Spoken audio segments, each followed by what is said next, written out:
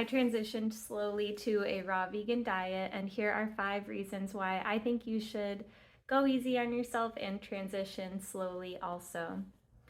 So, I know that if you're the type of person who really wants results now and you expect a lot from yourself and you like to watch videos or listen to podcasts about people having really amazing lifestyles and results from their lifestyle, then you might be pushing yourself a little bit to hurry up already and transition, to be 100% raw.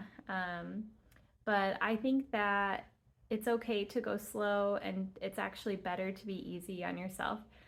One of my favorite sayings is fast is slow and slow is fast. And I think that is so true when it comes to transitioning to a raw vegan diet.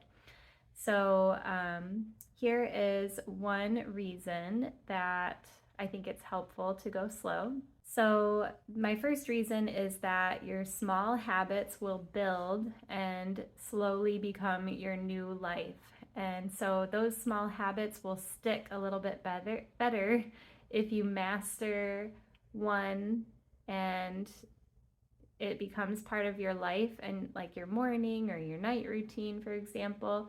And then once you've mastered, for example, once you've mastered just eating fruit for breakfast, then you can master making yourself a salad at night, or you can master the avoiding processed foods at work. You can take one thing at a time slowly and get really confident in your ability to do that thing, like make your smoothie for breakfast or prep a salad dressing the night before. And then when you get really confident, you can keep building upon that. So I think that these habits really will stick if you build them slowly. So, my number 2 reason is that your people that you surround yourself with can acclimate slowly.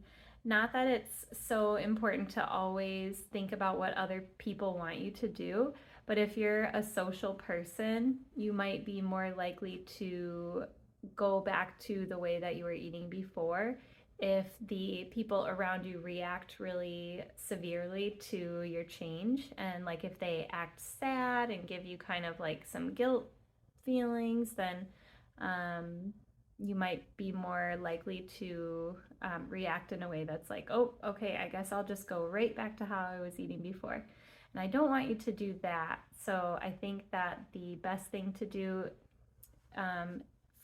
there's other reasons to go slow in transitioning to a raw vegan diet. But I think one of the perks, not really like the reason, but a perk to it is that your family and good friends will not react so drastically to your change. And then you'll be more likely to not feel such like a big social isolation and go back to how you were eating before. So I don't think it's really a reason. I think it's more like a perk. The third reason is that you will detox a little bit more slowly, so your liver can get rid of toxins in a really safe way. You won't have some big reaction to your change in diet. You'll be less likely to have like a really bad night that kind of throws you off. Like, for example, if I was having a headache because of a detox, I might not have the energy to prep my food for the next day. And then the next day, I might go back to how I was eating before because, I felt so bad last night. I couldn't even prep my breakfast before work. So,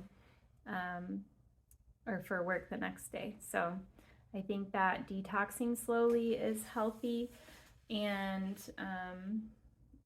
everybody can find their own like slow speed, but I think that going whatever slow means to you, I think that can be really helpful.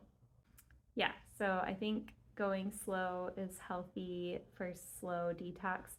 Even your relapses will get farther and farther apart.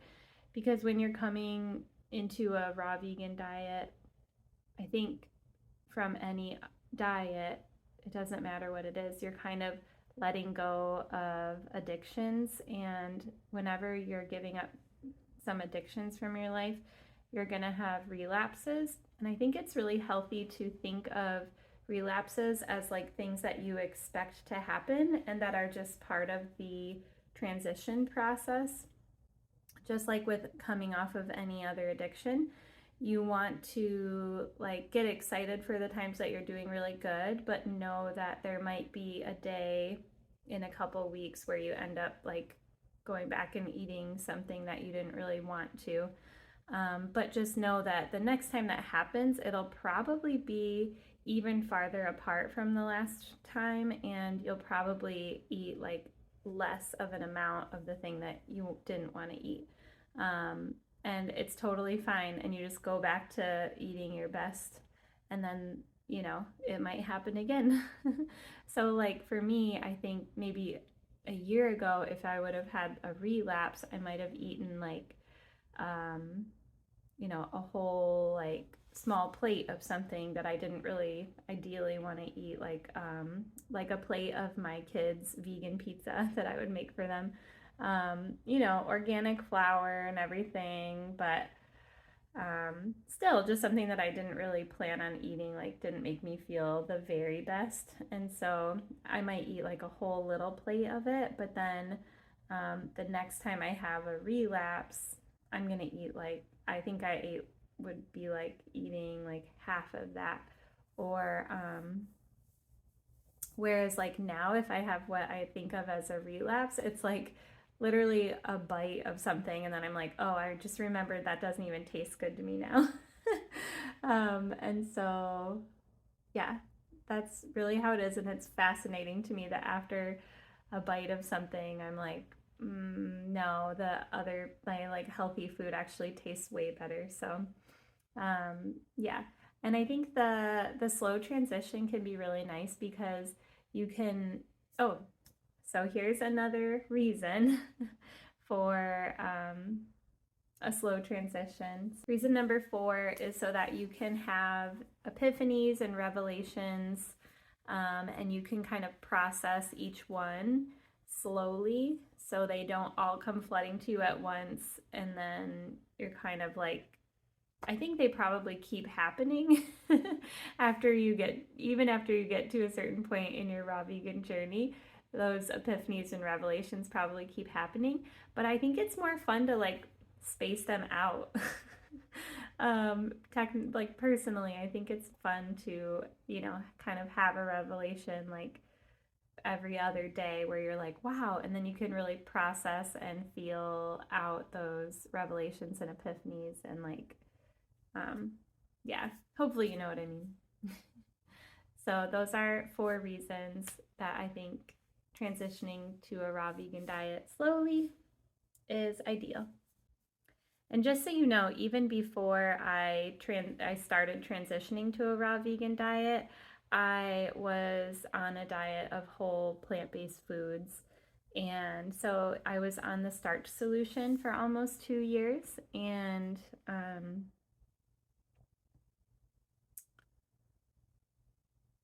so I think that that was also a transition for me. So I think transitioning into a starch solution diet where I ate very little oil, and very little processed foods, and I ate big amounts of foods.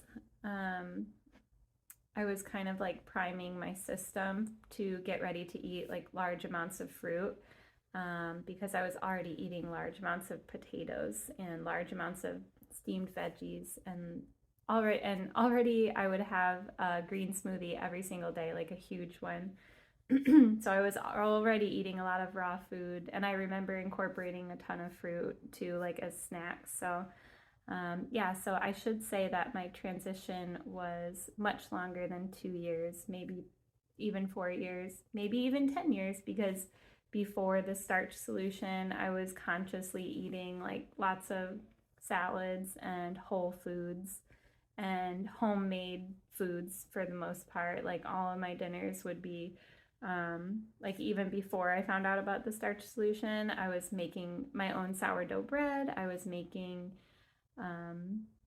elaborate vegan soups. I was making, elaborate vegan desserts. So yeah, so I was already really big into homemade food, whole foods, incorporating a lot of fruits and veggies, even before finding out about the starch solution. And then the starch solution propelled me to, I think, prime my like digestive system for what was to come that I didn't even know. I didn't even know that I would end up doing the raw vegan diet. And so, yeah. So hopefully I don't sound too tired for you guys. It's about 9 o'clock and I'm about to go to bed in probably a half hour. So I just really wanted to make a video about this topic because it felt really fresh in my mind. So hope you guys are having a great day. Thanks for watching.